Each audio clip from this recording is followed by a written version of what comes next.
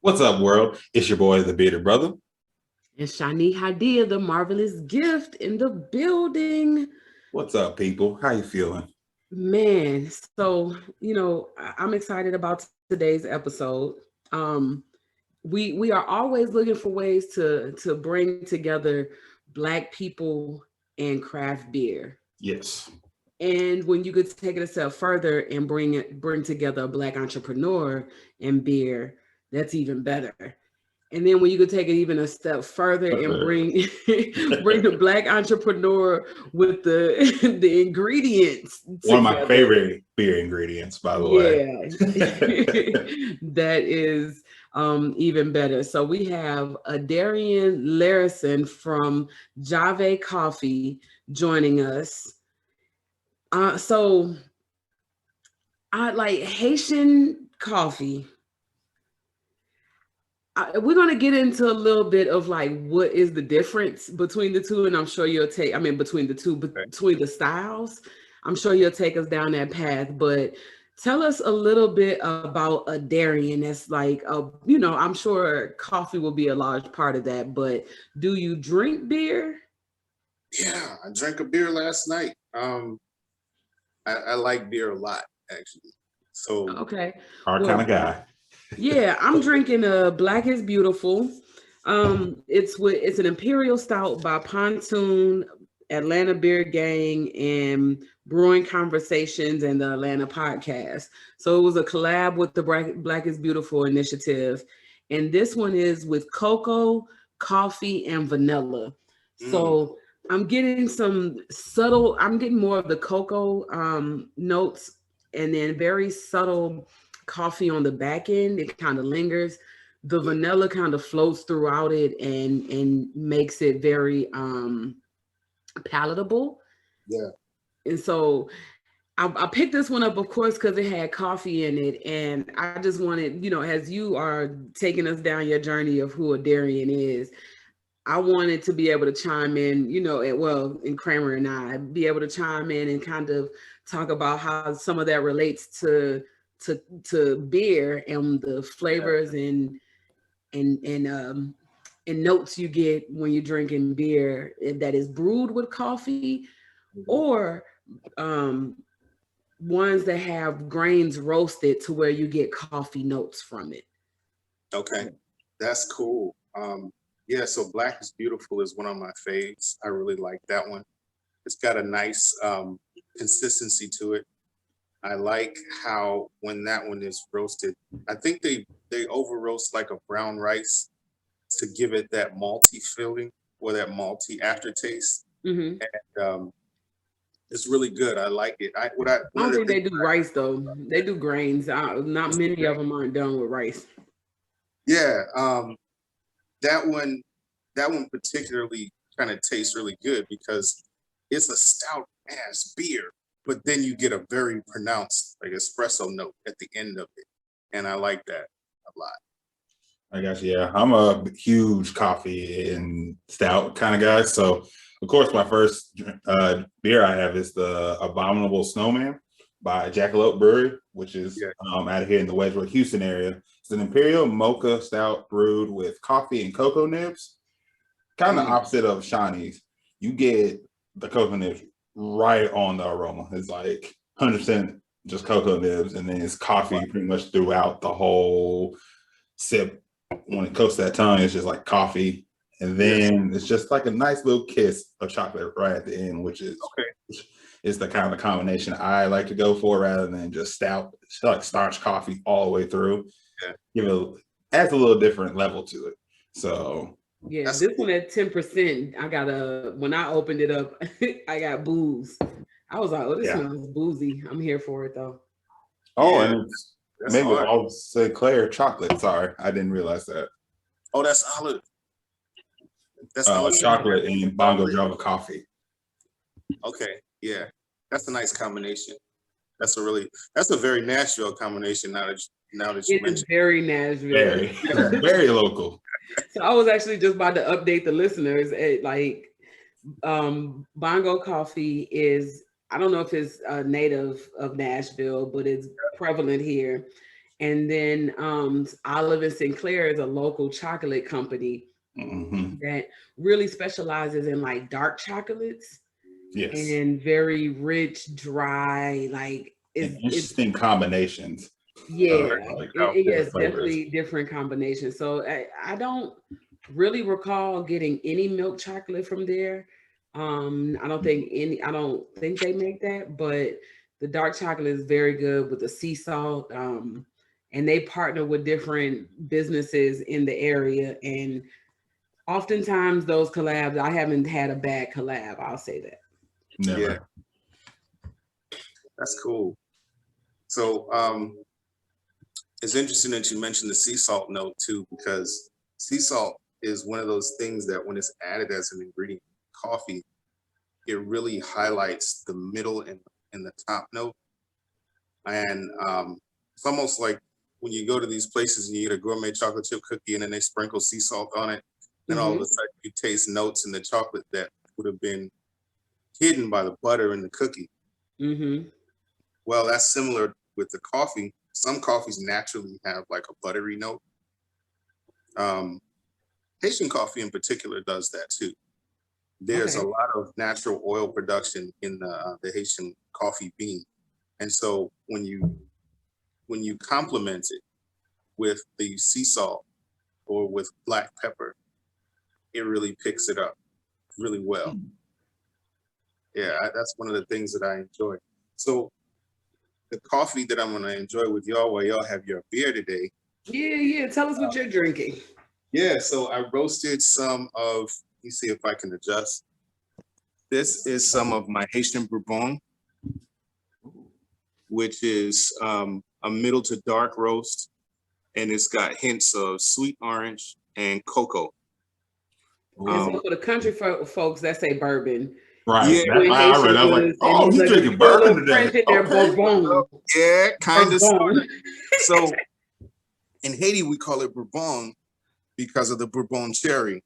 But yeah, you could pronounce it bourbon. And what I do typically is when these beans come in from the farm, my family's farm, I age them in cigar boxes. So either cigar boxes or whiskey barrels. And this batch particularly was done in the cigar box because I like the way that the cedar treatment kind of complements it. And so I had a chance to pull a lot of the different oils out of the surface of that during this roast. So it's a little bit of coffee 101. I wish you could smell this through. Me too. Right. It smells amazing. Wonderful. You got a really rich. Let me sniff my beer. Yeah. Yeah, it smells good. Right. Oh my God, that smells great. So what we're gonna do is we're gonna talk about some of the complementary notes to it. So I do have some Himalayan sea salt that I'm gonna grind into it. I've also prepared some cardamom, some pods that I have here. And so I'm gonna show you that looks like. So we have the coffee here, and then there's some open cardamom pods, simple stuff, got it from the farmer's market, 100% organic. These are from Ghana. Okay. Definitely want to say thank you to my African connects that helped me do that. But that was one of those things that was really important for me to be able to showcase some of the bean as well as some of the ingredients that we use to do that. Okay. So you can see I'm opening these partially. And what I'm going to do is I'm going to take the traditional Haitian millet, pistol and millet grinder. You've seen one of these maybe like Big Mama and them usually have these in the South, but in Haiti, the grandparents and the old folks always get one. They give you one. I need so one I'm going to take a few of these. I do. Just a few pods, and I'll even put the husk in there too. Okay. And it's all, it's not like it's going into the coffee, so just different. Well, I'm going to do that. The sound you hear is coffee beans being poured into, what is this thing called again? Yeah, it's a pestle and mortar. Crystalline mortar. There we go. I'd be like a muddler. Well, you know what? Making Some me people do drink. call it a muddler. This one is handmade and it's from Haiti. I got this one from a family member a while back. So what we do is we take this pistol, which is, you know, and you this. Get in And there, so- get in there. Yeah, I mean, really get in there, Right. roll it, and break some of these pods down, and that creates a definite aromatic experience because the aromas, they're not subtle at all. So when you get into this, you start really appreciating some of the top note on the coffee, which is the charred sweet orange, and then it will finish a little bit smoky and earthy with the cocoa. So yeah, you know, that's where the fun starts. That's where the fun starts. I'm So not gonna lie, that grinding was very like satisfying on the ears. It is. That's some ASMR for real. I was just about to say that. I was like, Yeah, can you get that like on a loop real quick? It's definitely there, man. Like I really enjoy it. Yeah, that definitely qualifies.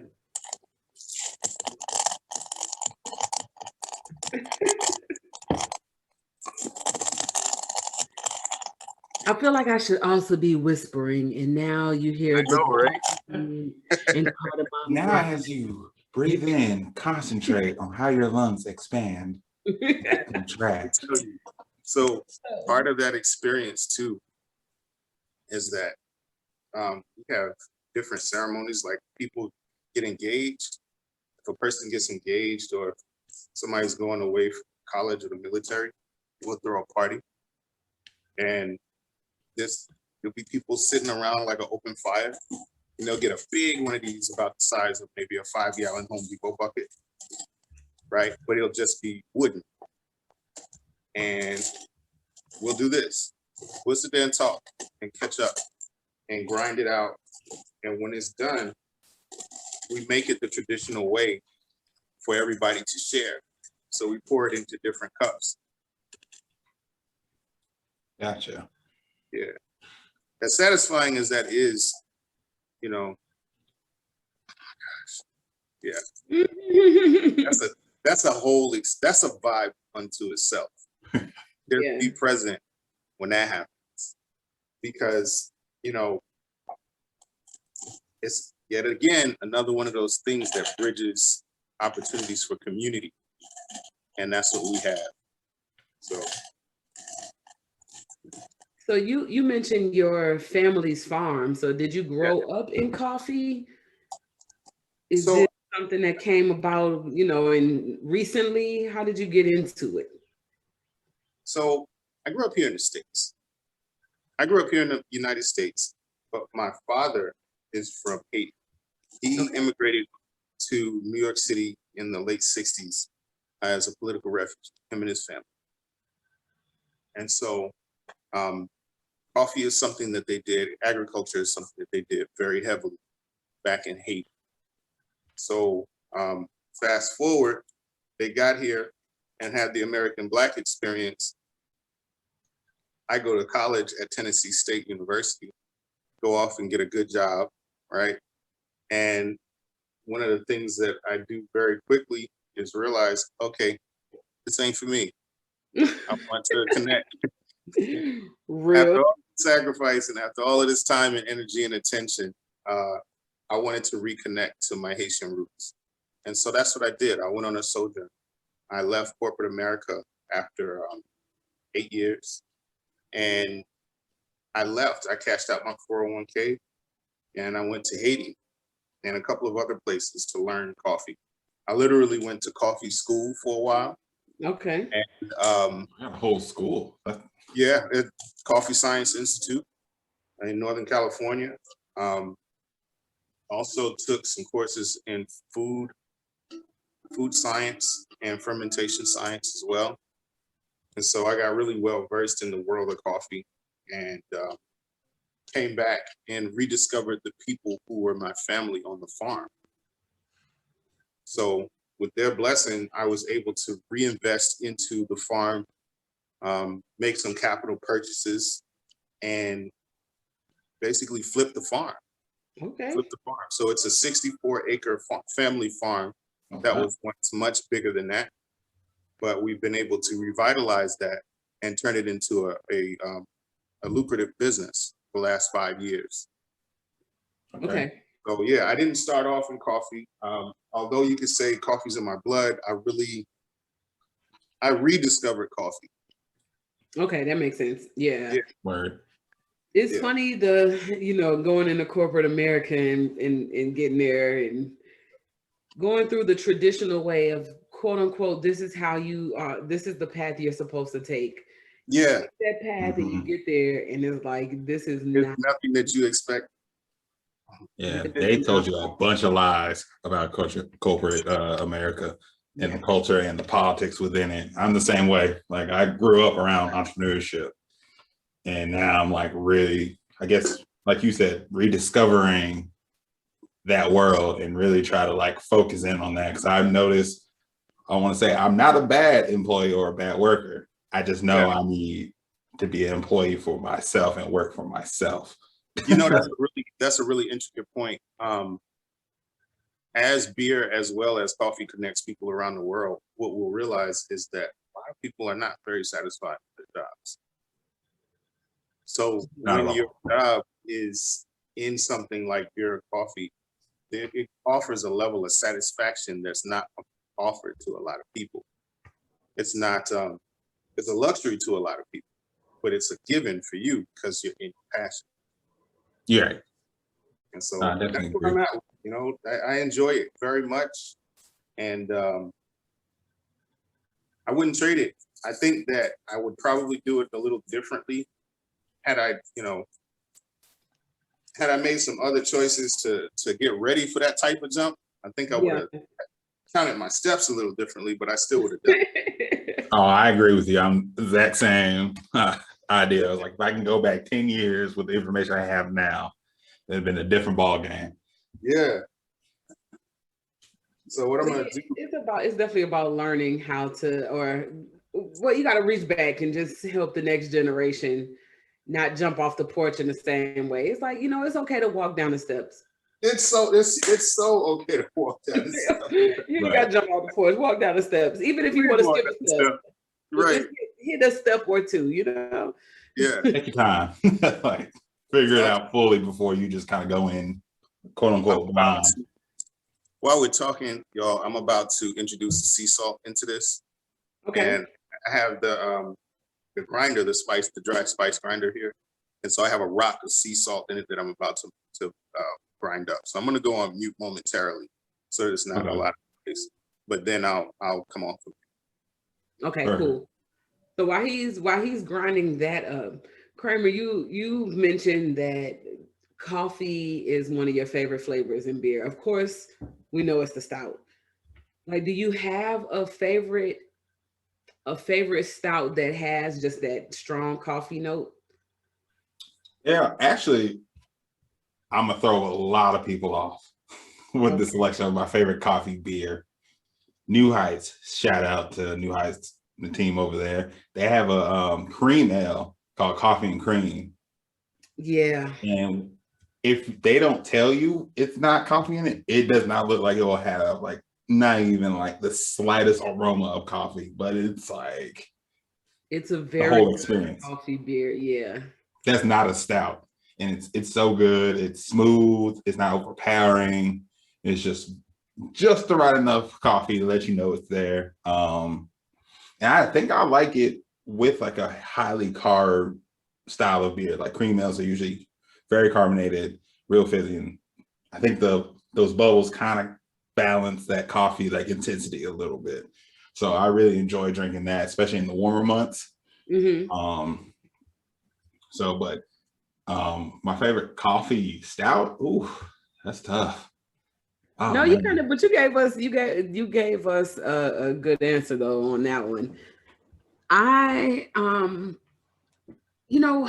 can't say I have it doesn't stand out like that, as far as a good beer or a favorite beer or anything like that. But at various artists, I had a stout, and it was just a more traditional, kind of borderline on like Russian imperial stout, but I just know the one very you're talking about. classic, just very clean, just coffee notes with like some underlying chocolate notes, just more of your traditional stouts. Because a lot of stouts nowadays, you have so much that they play with it so much, and you have so many varieties, and it's fun. But when you just get a more traditional stout that's kind of true to style, and it hit those coffee notes, those flavors come through, Mm-hmm. though I'm like, it takes me back to like me not liking stouts, and then actually appreciating what a stout is. A So it well take me back brewed to that stout. moment where I was like, I had them before, and it's like, and then having them Yeah, again, it's like, wait, okay, I'm tasting this in a whole different aspect. So it's like at one point I ain't like it. It's so, and it's that's funny. It's fair. like I ain't even like this shit. And now I'm like, oh man, this traditional, no lactose in it, no, I think extra. with all those adjuncts, sometimes people overdo it. So you like can Yeah. go back and appreciate you're like, okay, all these adjuncts have been done wrong. Let me just pump the brakes. And this is Let just me so it was try. just off of grains, right? So it was, Right. yeah, and the grains just roasted perfectly, and that's when you get those coffee notes. So that is, yeah, I enjoyed that. They also had a really good West Coast IPA. I know I'm a big Various Artists fan, but traditional West Coast IPA that like dank, just crisp, Mhm. not a malty West Coast IPA, but just a nice old school West. I was like, oh yeah, this is Got a good. little crunch to it. Yeah, I'm waiting for the summertime where I can be out there to live and die in LA. Going real West Coast with it. Right. No, yeah. The various artists have some very good So IPAs. Adarian is like, he got the camera in the YouTube. Y'all gonna love this one. Right. I feel like we're in chemistry class right now. Yeah, if you're listening to this episode, and I might throw in a disclaimer on the front end. If you're listening to this episode on the podcast app, you might want to go to YouTube because there's visuals that go with this. Now, I happen to look a little cute, and I was sitting out in the sun, so my skin is glistening. My color is coming in nicely, There you go. But the coffee is the main thing. The coffee beans and the process is really a part of the show for sure. Mm. I'm about to switch to. I think I'm about to switch to something lighter. I wanted to make sure I got in a coffee stout kind of on the front end, I got you. Yeah. but I'm Oh, going like to a blonde ale next. I just I'm thinking about making my call an audible and go with a lager. okay, y'all. I'm still back. I'm back with it, and okay, all right. you can see the cardamom and the sea salt came out really nice in Okay. hand grinder. Yeah. Those specks of it. This is so aromatic. This has got the whole living room is smelling like Ethiopian coffee right now. If you Okay, know what so the process let me stuff ask this. sounds like. Let me ask this: is this like what's your well? And you can put this in if you explain in processes. What's Sure. your typical morning routine, like your morning coffee routine? Because now granted that didn't take that long, but I know some people use it as like therapy, almost like a ritual to make their coffee, so they might actually take that cardamom every morning, and or just about, in that sea salt, and grind it up. And I see you have, what is this, the pour over process? Yeah, so this is a traditional kettle. This is a fluted cylinder or a fluted kettle, and I'm using the Bialetti 225 ceramic pour over, Okay. and I have a bamboo insulated cup that I like. I have kind of a wood theme, like to keep everything together. This coffee will go really well with that. And so I passed that through just to make certain that the cup was warm and the filter, I got it nice and warm. Oh, okay, all right. And so now we're gonna do, so we're gonna take our beautiful coffee, we're gonna pass it through our pre-wet filter, like so. And this water is still kind of hot, but we let it come down. Came down from a boil at 212 to might be sitting somewhere like around maybe 195 now. This is like, it's like brewing beer, like knowing the temperature of the water, Right. you know, Yes. getting your grains and everything mixed in right. And You got to pour it correctly. yeah. That's right. And So this process is called blooming the coffee. If you notice inside of the paper filter, I didn't wet all of the coffee and it's not uniform up there, but I'm letting it slow drip just enough for the coffee grounds to expand. Okay. You know, I want that to saturate a little bit. And as it does, it will expand and bring a different dimension to the coffee. So a lot of the coffee is aromating right now. So it's really strong smelling. So all of those notes with the sea salt, all those notes with the cardamom, all of that's really pronounced right now. And I'm gonna let that sit. I'm gonna let that sit there for a couple moments just to kind of let the air escape.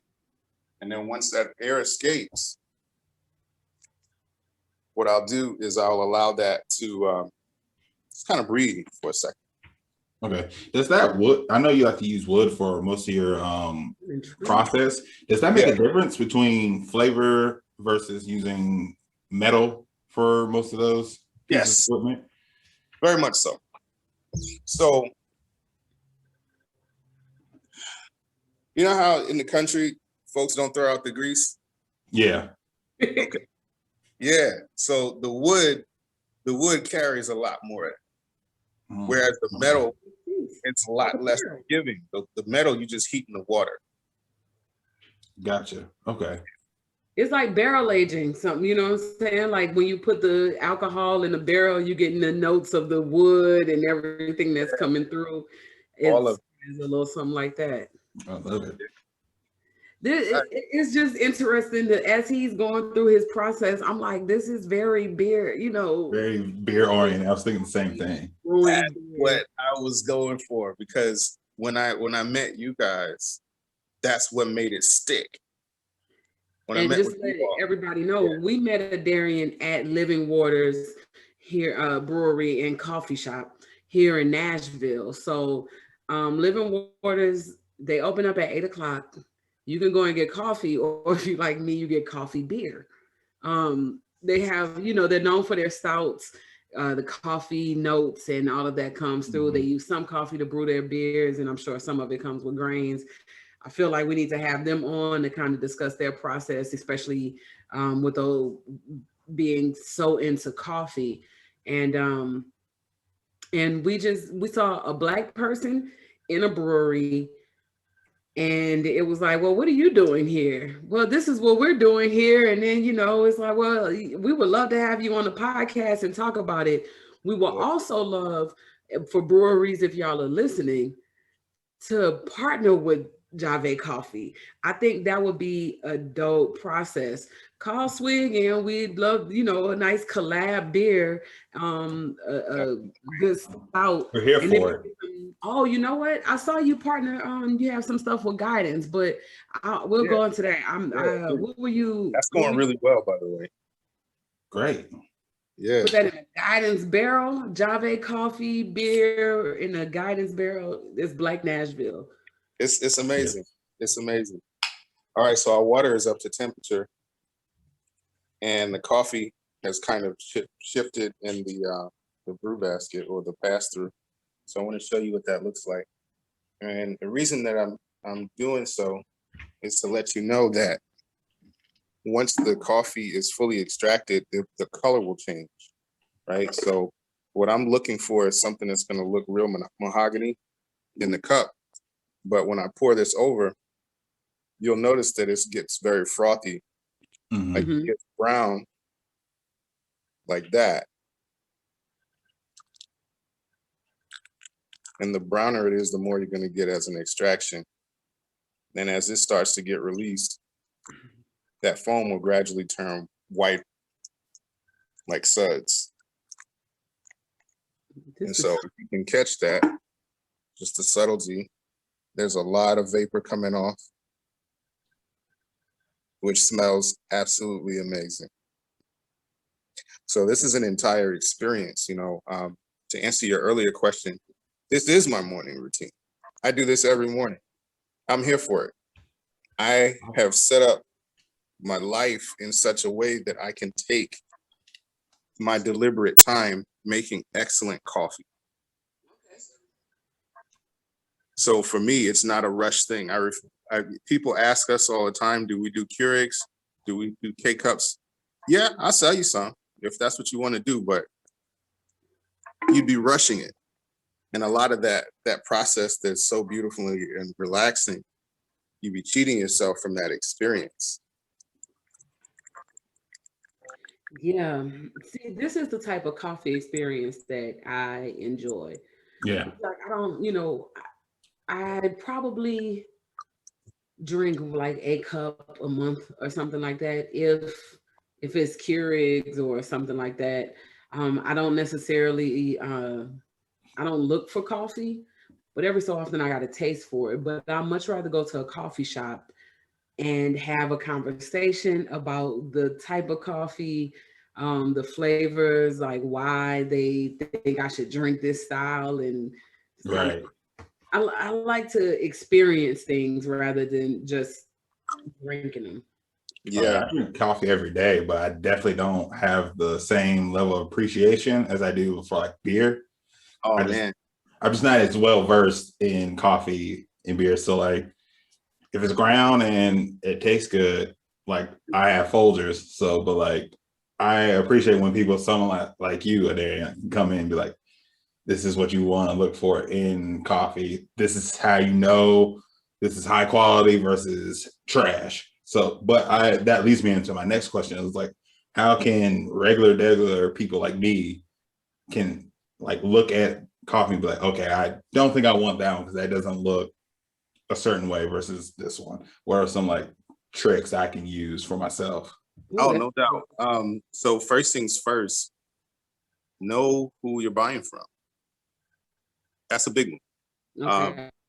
Nestle is the largest corporation in the world that distributes coffee, and they own a lot of different brands, but they are not really, they're not very transparent or very kind to the farmers. They do their due diligence in certain areas when they know that they're being watched, but for them to be as big as they are and to consume as much as they do, not just them, but other companies too. Yeah. Globally, what happens is you're buying from other buyers. And Mm. anytime a buyer is buying from a buyer, your the quality is going to diminish. It's going to diminish rapidly. It's getting stepped on like it's some cocaine. Yeah, stepped on. Yeah, a lot of stuff is stepped on, and mainly it's because buyers are always going to be motivated by the cheaper price and not necessarily what's best for the consumer. Mm. So by the time the coffee gets to you, it's been cut, it's been aged, it might be sitting at dock or in a warehouse for a year and a half. And, Nashville, believe it or not, is a historic coffee town. The Maxwell House empire is from Nashville, Tennessee, the whole Belmont area. But I'm wondering where the Maxwell House, because I almost had to book it for someone. I almost booked that hotel, and I was yeah, like, "Is this related to Maxwell House Coffee? What's the story yeah, behind it's it?" that. I know, So I know there was a big fire that destroyed it the first time. I think like that messed up its history from that point on yeah, a little bit. so the Maxwell family, the same family who owns the historic Cheekwood plantation, is the same family. they owned a contract with the U.S. government to do coffee for GIs during World War I and World War II. And so they had enough money to be able to import coffee from different parts of Africa and Central America. And they were based in Nashville, Tennessee. Nashville was a big part of that experience and that time. So there was two companies. It was Maxwell House, and then there was another one called American Standard. American Standard Coffee was located on Hyman Street behind, oh gosh, what is that? Not too far from Tennessee State University. Okay. Next to the manor. Can't recall what the name of that manor is right now. But historically, Nashville has definitely been a big part of distribution of coffee around the world. But I say that to say those companies, some of those companies still exist, and they're so big that they don't really, it's not really in their best interest to compensate the farmers. Of course. So know where you're getting it from. Direct trade is best. If you can't do direct trade, do fair trade. The difference between the two is just this simple. Direct trade is like buying something homemade. You know who bought it. You know who made it. That the person that you're dealing with is the person that went through that process. Mm-hmm. It's direct. That's how my business operates. That's our business model. It's my family farm. It's my personal investment. And it's a business that has evolved from me directly being Haitian and working with Haitian people. Fair trade is when buyers act as a collective and they may buy from a co-op of farmers. Okay. Set the best price for the farmers that are involved. And therefore, the people who are actually doing the work, pulling it out of the ground, they can get somewhat of a fair price. But the quality is definitely there. It's just like anything in the U.S. or in specialty foods. If you slap the words natural or organic on it, you expect, as a consumer, you expect there to be a little bit better quality than just the industrially produced commodity that you might be consuming. Right. So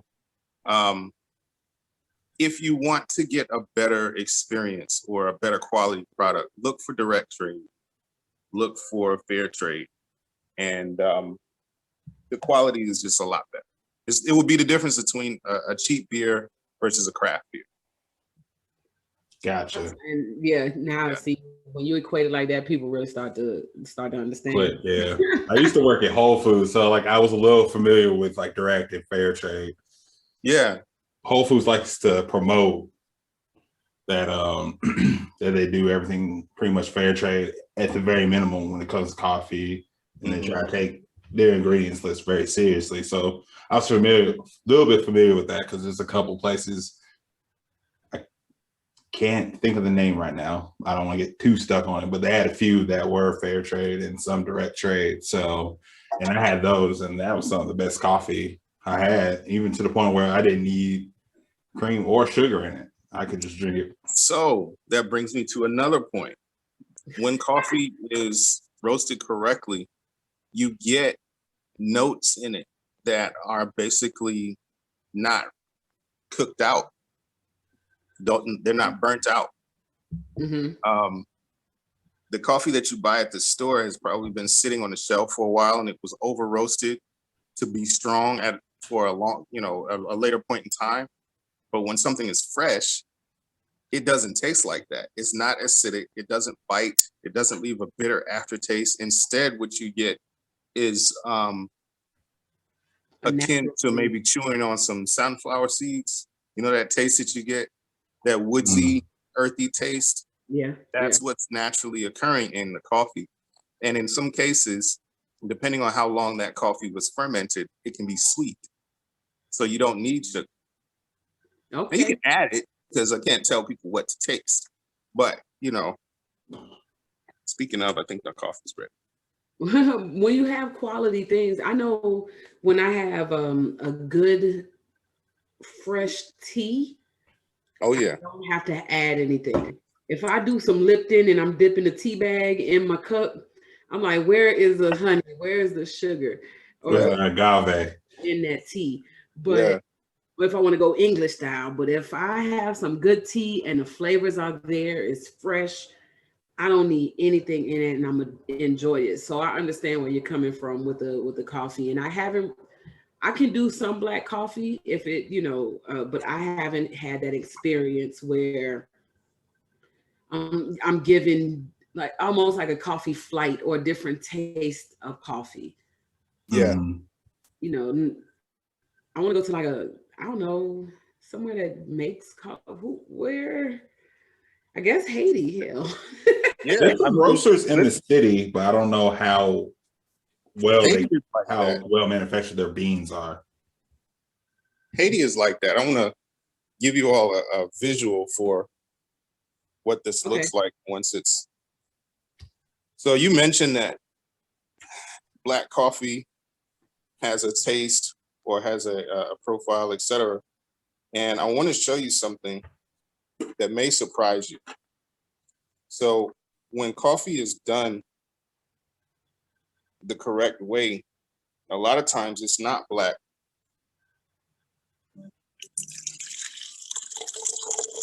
So it's beautiful. It can be mahogany, it can be gold, it can be brown, because it wasn't roasted to death. It wasn't over roasted. So that, if you notice. Yeah, it has a nice little hue to it. It's not just, I mean. It's not cloudy at all. It's just hard to see through because it's dark. But like you can tell it's like untampered with, I guess. That's not the word I want to use, but we're going to go with that one. Let's go with it. Yeah, I mean, it's cool. If you notice that you can kind of see through the glass decanter or the pitcher. So what we're going to do is we're going to start to enjoy some of this. I'm going to actually put some of this work to rest. Got to. And so that's kind of a clearer picture against the metal inside of the cup. But yeah, that's what we're going to do. We're going to drink it. I feel like and this is 100% organic, direct trade Haitian coffee from Javae Coffee. There we go. Love it. And for like Haitian coffee, I don't see it a lot in stores. So like, is it just not like I don't want to say like not popular, but like, isn't just not a sought after type of coffee style in America? So you see Ethiopian, you see like predominantly, like Ethiopian. I don't see a lot of Haitian. So is that just a matter of Haiti's like not really distributing, or is it just people aren't looking for Haitian coffee like that? Yes and no. It's both. So firstly, Haiti is single-handedly responsible for the coffee crops in Bolivia, Belize, Brazil, because the island of Hispaniola, the original colony, was where the coffee was brought from Yemen. Gotcha. In the mid 1500s, late 1400s by pirates.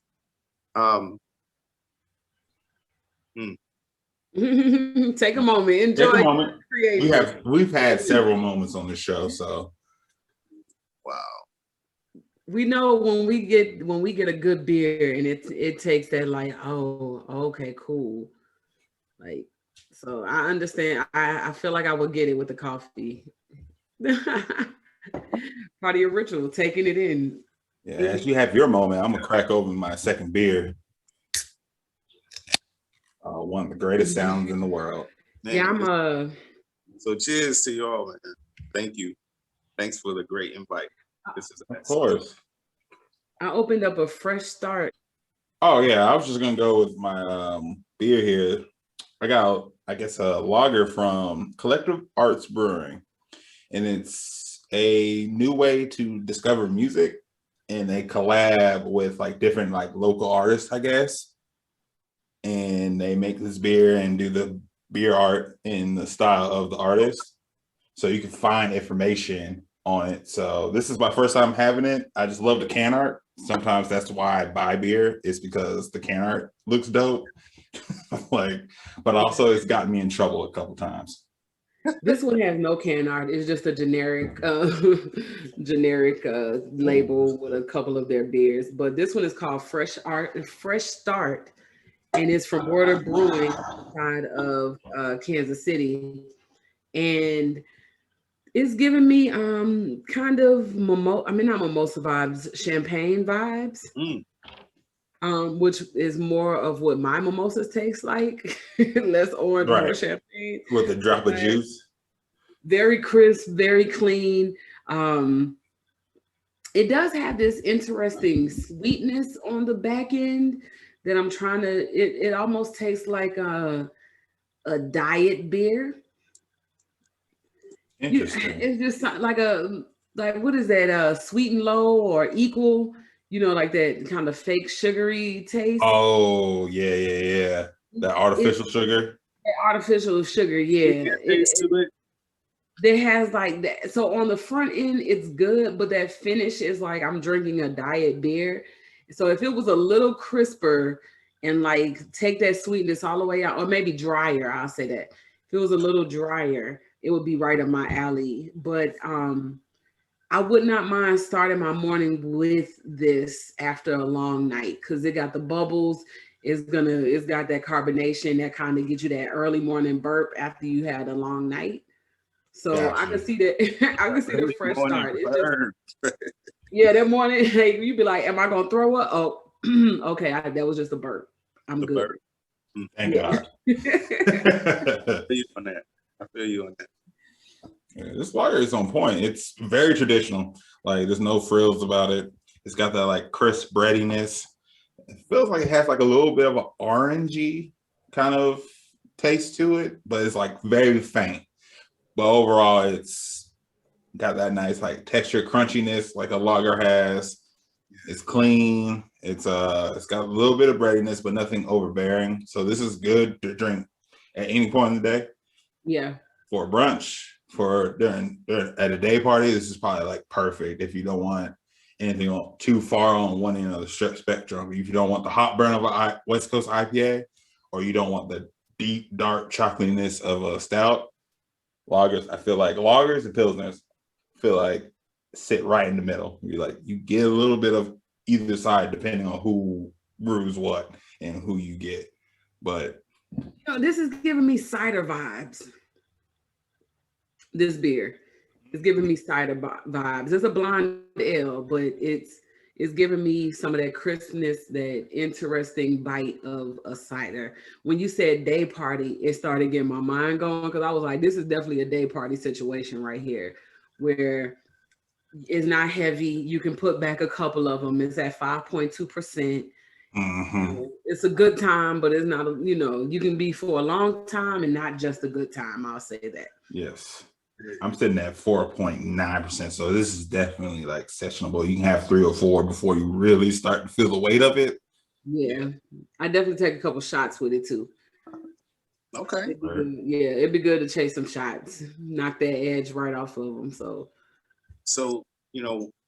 talking about alcohol and beer, sometimes what we do, notice that this one is the bourbon.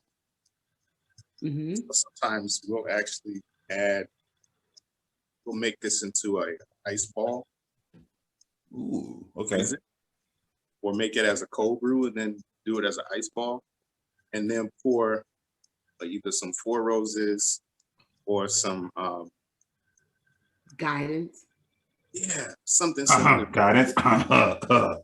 Which one? Guidance. Yeah. Oh, they're whiskey, not a bourbon, but Four Roses is bourbon. But we have a couple of cocktails that we do specifically with guidance, and they're awesome.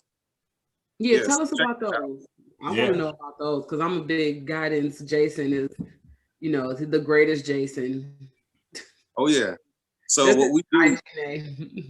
Thank you for the plug, because we did do what our take on a Panther, which is a deeply concentrated cold brew. Like this is the New Orleans method for making cold brew, 24 hours steep with the guidance coffee.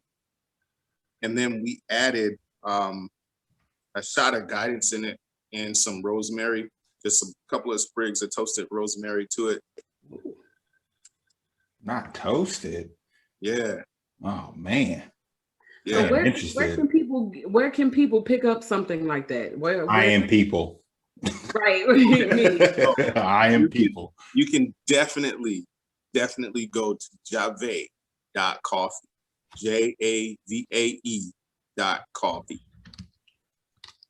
Don't mind me. I'm just looking it up. You can get the guidance coffee there, and then you stop at one of your local liquor stores here in Nashville. You could check the guidance website to get the whiskey. Get up guidance directly for it. They are selling it on the website. I believe that we will be in this next flight of shipments to the stores. So pretty much anywhere where you can find guidance whiskey, you can also find the guidance coffee. Yeah. So wait. So what is guidance? The guidance coffee is the actual grounds. So right now we have a product that is my coffee beans that have been infused with the guidance whiskey. Okay. Yeah. Oh my. Yeah. Right. I need that. It's a whole vibe. That's you talking about a day party. That's a day party. I actually stay up after that day party if I have some guidance Javae coffee. Well, your body's in a state of confusion. It's like I want to go to sleep, but I'm awake. I don't know what to do. It's like we just gonna keep going. That's the other thing. With the way that we roast during very scheduled times so that we know how to get a good time release from the beans. We roast using the traditional Haitian methods. So what that means is it doesn't hit you all at once. Like the coffee that I'm drinking now will hit when maybe 20 minutes from now, but it won't hit again for a second wave until about 45 minutes to an hour from now. And then finally in about 2.5 hours, I'm gonna be lit because it's not gonna crash me. It's gonna be a gradual step up and a gradual step down. Because I don't have any of the artificial preservatives, I don't have any of the artificial things in the coffee. You're just simply tasting the bean. Bean has been well fermented, it's been well roasted, it's been taken care of in the correct and optimal conditions. And it was roasted in such a way that is going to get the most out of the coffee. And we just did the traditional Haitian method of grinding. Yeah. And, extraction. So you're not going here looking like a coffee fiend, No, you're not going to be jonesing, but you definitely won't want Speedway coffee after that. That's fair. It's like coffee, like have seasonalities as like some styles of beers do, like stouts traditionally are like winter, IPAs are traditionally like summer, spring, warmer months. Yes. So this season, here we are in the bed of spring, almost moving into summer pretty soon. So the seasonal coffee that we suggest is the rosé. The rosé has a hibiscus top note. So it tastes very floral, almost like sucking on a honeysuckle. So check this out. When I sip,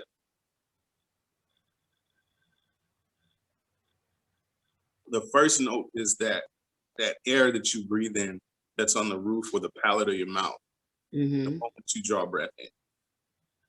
And that top note is everything. It's an entire foodgasm experience because that's the first one that hits your nose, right? That's what it hits all of that. It hits the olfactory, it hits the tip of the tongue. That flavor actually hitting your mouth, and it's like, oh, okay. This is what we're doing. Got it. This is where we are. The middle note hits so hard that the middle note is almost like sucking on a Jolly Rancher because you catch the sweet note from the berry, the coffee berry. Okay. Yeah. Notice I haven't put any sugar in this whatsoever. Yeah. The only thing I did as an additive was the cardamom, which is pulling out the base note, and I'll talk about that in a minute. And then the sea salt, which is enhancing the middle and the top. Okay. I mean, it's like how beer hits your you hit your tongue on the front end, you get one, when it coats your tongue and it's going down, but then the finish gives you something else. Yeah. Yeah. I mean, even the aroma sometimes can throw your taste off a little bit. Yeah, it can, or it can enhance it. So that's part of the experience that we did earlier when we were doing the pour over with the Pyrex or with the Bialetti. And one of the things that I did was we let the coffee bloom. Remember that? We wet it a little bit and let it expand, because we want to let a lot of those sugars get released into the coffee. Now, had I just done that in a hurry, like your automatic drip machine does at work, where you put it in there and then just drops all of that, you'd get none of the middle note, none of the top note. All you get is the bottom note. And the bottom note on this one tastes like, some people describe it differently based on what your taste profile is. Yeah. Some people describe it as s'mores. Some people describe it as woodsy. As a cigar smoker, I can tell you that this one is a lot more, it's very light. It's crisp to the finish, but you definitely taste smoked. It tastes almost like a smoked earth or a smoked chocolate. Okay. Yeah. I get that a lot from it. Yeah, but as we wrap up, I just want to talk about like some misconceptions you might want to clear up about coffee. Like people like, oh, I don't like coffee because it, like you say, tastes burnt. But like, what's something you hear all the time that's negative about coffee? You're like, that's a goddamn lie.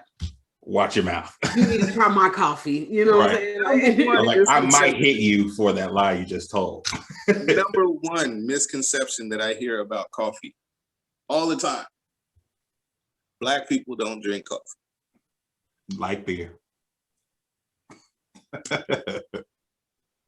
See, I cannot stress to you how much of a fallacy that is. Yeah. So I think Black people don't drink this type of coffee. They don't do this process often. No. I think what it is so that I could be wrong, but I think what it is that people are really turned off by bad coffee. And because they've experienced bad coffee, they just say, no, I don't drink it. Yeah. I'm more of a tea drinker, is the number one response that I get until people try it.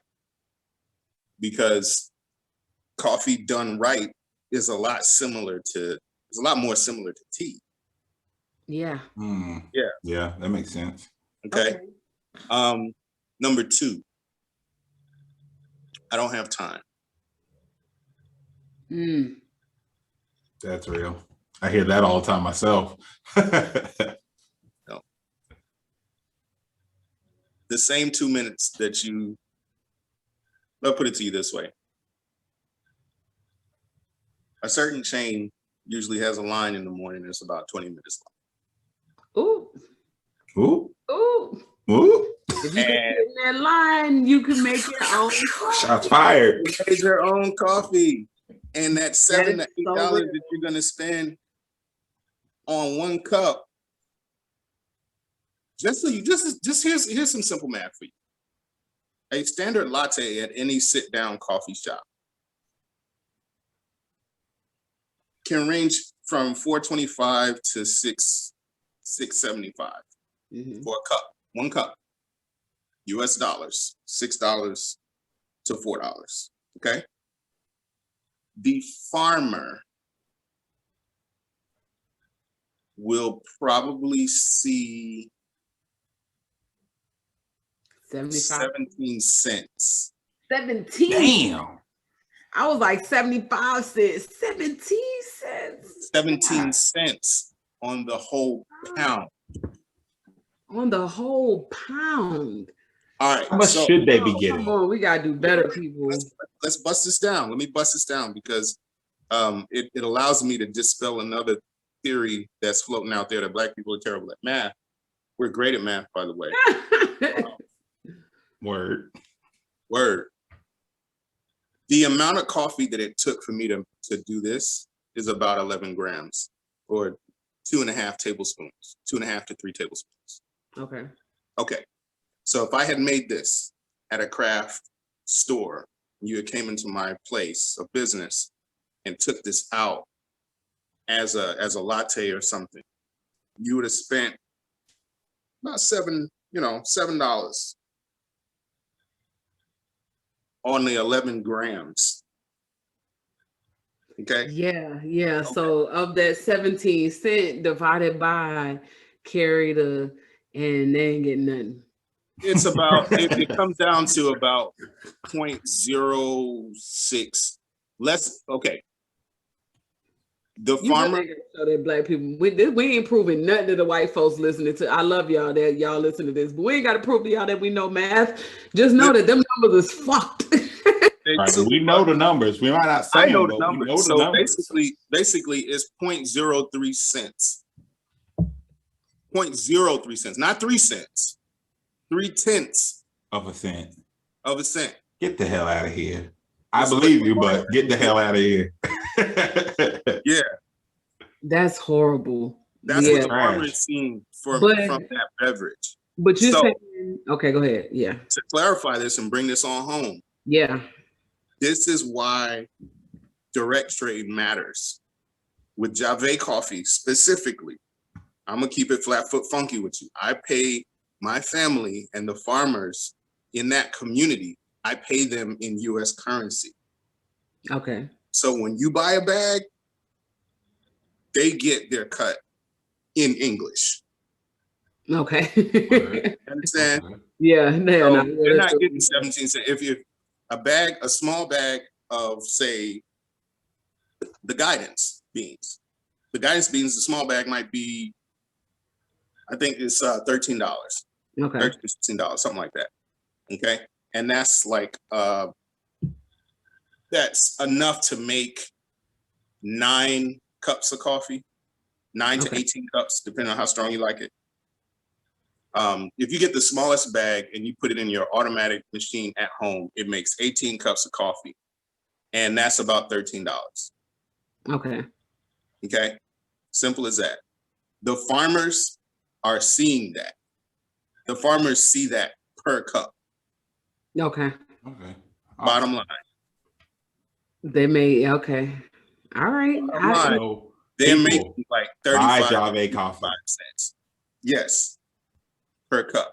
Because that's actually fair. That's something that they can make a livable wage on. Yeah. Okay. That's dope. They're not just getting fucking beat up. 0.3 of a penny. Yeah. I'm paying, the competition is doing like 0.3 cents on a cup. I'm paying on average,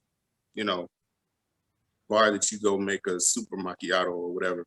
I'm paying about 35 cents, between 35 and 45 cents per cup. That's good. That's why it matters. Divided by carry the one, a lot more money than 0.3 cents. That's all y'all need to know, people. About 12. Well, yeah, on a cup. But when you talk about direct, you ask a great question. Where can you buy it? You could buy it from my website, javae.coffee, or you could buy it from Guidance Whiskey's website as well. When you do that, it allows us to buy enough to do wholesale with the farmers. Yes.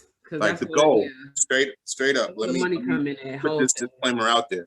The goal is to sell enough Guidance coffee to buy an entire crop from the farmers so that they don't have to worry about it. Okay. That's awesome. That's how we flip. People flip houses, we flip coffee. I love that. And then how can people keep up with you on social media before we take it on home? Hit us up at Javae.coffee We're on Twitter, we're on Instagram, we're on Facebook, the same handle, Javae Coffee. So either Javae.coffee, and that's JAVAE.coffee, or Javae Coffee, all ran together. Perfect. And of course, people, you can catch the Swig at the Swig Podcast on Instagram. You can find us on Podbean, Spotify, your favorite platforms to listen to us. If you want to follow us individually, you know me as the Bearded Brother. So you can just follow me on Instagram and all that good stuff. Check out my website. And Shawnee, how can they keep up with your tomfoolery? The Black Beer Experience. Holla at your guala. I like that. The Black Beer Experience on all social media. It's different on Twitter, but I ain't really on Twitter. So if y'all want me on Twitter, just hit me up on IG. We'll see. Been trying to get my life. I'm just on Twitter. I be creeping on people's tweets and stuff and see what's going on in the world. Yeah, I've been trying to get my life out there, but it ain't really popping. But Adarian, we want to thank you for coming on and walking us through the coffee process, man. Like I wish I was in person and able to get the aromas and taste it, but speaking of, I'm about to send some of this to y'all. Bet. Yes, please. Yeah, you're getting some of today's batch from the podcast. And so that brings me to the last point. I'm going to give you enough to share. So let's do some giveaways, get some folks to follow, share, and repeat, and hopefully I would love to see maybe a giveaway for a bag of what we produced today on the podcast so that people can, enter to a chance to win it. Shawnee, we might have to do a homebrew with his coffee. We try to figure out something with our boy Justin, make something happen. Let's do it. So we're gonna we'll set up the giveaway, and we'll also look at some recipes to do a home brew and see what we come up with. I'm excited about that. And this is gonna be fun. And I just want to say, if y'all have gotten this far, before we kick it off, if you're a brewery and you are listening to this podcast, like, reach out to Javae Coffee. Let us know that you're reaching out. Let's do a collaborative brew that that showcases this coffee and utilizes a Black-owned business. That's what the Swig is here for. That's what we are trying to be, that bridge. So if this is something that intrigues you, let's talk about it more, and let's put something out there. Yeah, Adarian knows his coffee shit, so we're going to make a great beer. You know it. And it don't have to be, if it's not now, that's fine, because we in the middle of summer, so maybe you're thinking stout, and that's fine. We could set it up for later. But yeah, I think that I would like to see some of the breweries or some brewery around here utilizing Javae Coffee for their beer. So I think that's gonna be great. But y'all take it easy. Have a great day. Drink up. We out. Peace. Peace. And power.